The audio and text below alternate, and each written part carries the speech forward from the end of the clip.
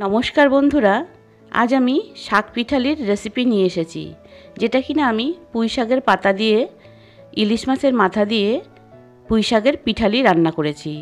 এই পুঁই শাকের পিঠালিটা খুবই সহজভাবে রান্না করেছি। আশা করছি রেসিপিটা আপনাদের সকলের কাছে ভালো লাগবে। ভালো লাগলে অবশ্যই একটু কমেন্ট বক্সে জানাবেন। প্রথমে আমি কিছু পুঁই শাকের পাতা নিয়েছি, বেশি শাক নেইনি, কারণ পিঠালিতে অল্প শাক দিলেই হয়ে যায়। এই শাকগুলো ভালো করে পরিষ্কার করে ধুয়ে একটু জল ঝরিয়ে নিয়েছি। তারপর ছুরির সাহায্যে একটু শাকগুলো কুচি কুচি করে কেটে নিচ্ছি। আর শাকের যে ডাঁটিটা আছে সেটাও দিচ্ছি, কারণ সেটাও খেতে কিন্তু খুব ভালো লাগে। এভাবে আমি সব শাকগুলো কেটে নিয়েছি। শাকটা কেটে নিয়ে আমি একটা প্লেটে রেখে দিয়েছি। তারপর আমি ইলিশ মাছের মাথাটা এই তেলের মধ্যে একটু ভেজে নিয়েছি। মাথাটা ভাজা করার সময় আপনাদের আমি দেখাইনি। তারপর ওই তেলের মধ্যে 1 চামচ সাদা জিরে আর একটা শুকনো লঙ্কা ফোড়ন দিয়েছি। ফোড়নটা একটু নাড়াচাড়া করে ভেজে নিচ্ছি। ফোড়নটা যখন ভাজা হয়ে যাবে তখন আমি কেটে রাখা শাকগুলো এর মধ্যে দিয়ে দিয়েছি। তারপর শাকটা একটু তেলের মধ্যে 2-1 মিনিটের জন্য নাড়াচাড়া করে একটু ভেজে নিচ্ছি। শাকটা যখন একটু ভাজা করে নেব তখন মোটামুটি একটু মজে আসবে। তারপর আমি এর মধ্যে স্বাদ অনুযায়ী 1 চামচ নুন দিয়ে দিব। এইভাবে মোটামুটি 1-2 মিনিট শাকটা ভেজে নিয়েছি। তারপর আমি এর মধ্যে 3টে কাঁচা লঙ্কা দিয়ে দিচ্ছি। আর 1 টুকরো আদা আমি একটু বেটে নিয়েছি, মোটামুটি 1 চামচের মতো আদা বাটা হয়েছে। সেই 1 চামচ আদা বাটাটা দিয়ে দিলাম। আর একটু সেই বাটিটা ধুয়ে একটু জল দিয়ে দিলাম। দিয়ে এবার শাকের সাথে ভালো করে একটু মিশিয়ে 2-1 মিনিটের জন্য নাড়াচাড়া করে নিচ্ছি। তারপর স্বাদ অনুযায়ী 1/2 চামচ নুন দিয়েছি আর 1/2 চামচ হলুদের গুঁড়ো দিয়েছি।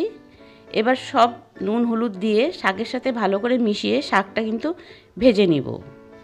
শাকটা মোটামুটি একটু ভাজা হয়ে যাবে তখন আমি এর মধ্যে আগের থেকে যে ইলিশ মাছের মাথাটা ভেজে রেখেছিলাম সেই ইলিশ মাছের মাথাটা দিয়ে দিচ্ছি। এবার ইলিশ মাছের মাথাটা দিয়ে একটু নাড়াচাড়া করে নিয়ে এর মধ্যে সামান্য একটু জল দিয়ে মাছটা একটু সেদ্ধ করে নিব, মানে মাছের মাথাটা একটু নরম করে নিতে লাগবে।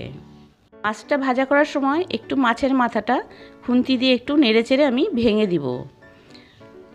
এখন আমি একটু জল দিয়ে মাছের মাথাটা সেদ্ধ করে নিচ্ছি। জলটা কিন্তু অল্প দিয়েছি, বেশি জল দিতে লাগবে না। এভাবে মোটামুটি 4-5 মিনিট শাকের সাথে মাছটা রান্না করে নিব। মাছটাও কিন্তু সেদ্ধ হয়ে যাবে।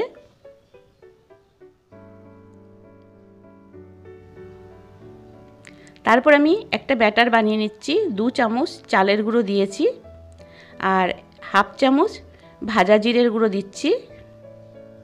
দিয়ে একটু জল দিয়ে একটা পাতলা ব্যাটার বানিয়ে নিব। এই ব্যাটারটা আমি পরে ব্যবহার করছি।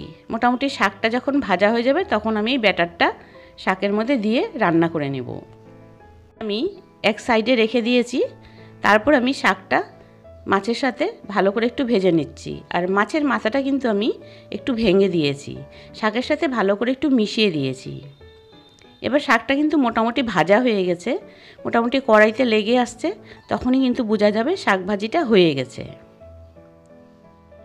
এখন কিন্তু এই শাক ভাজিটা সম্পূর্ণ ভাজা করে নিয়েছি। শাকটা কিন্তু খুব ভালো করে ভেজে নেবেন, তবে কিন্তু এই শাক পিঠালিটা খেতে ভালো লাগবে। এখন আমি এর মধ্যে যে চালের গুঁড়োর একটা ব্যাটার বানিয়ে নিয়েছিলাম সেই ব্যাটারটা দিয়ে দিলাম। আর একটু বাটিতে জল নিয়ে এই চালের গুঁড়োটা একটু ভালো করে পাতলা করে দিয়ে দিচ্ছি। আর শাক পিঠালিটা একটু পাতলা করে দিলে শাকের সাথে কিন্তু ভালো করে মিশে যায়। একটু ঘন করে দিলে শাকের সাথে কিন্তু মিশবে না।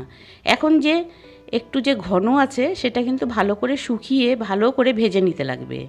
শাকের যে পিঠালিটা দিয়েছি সেটা কিন্তু ভালো করে একটু ভেজে নিলে, শুকনো শুকনো করে নিলে খেতে কিন্তু খুব ভালো লাগে।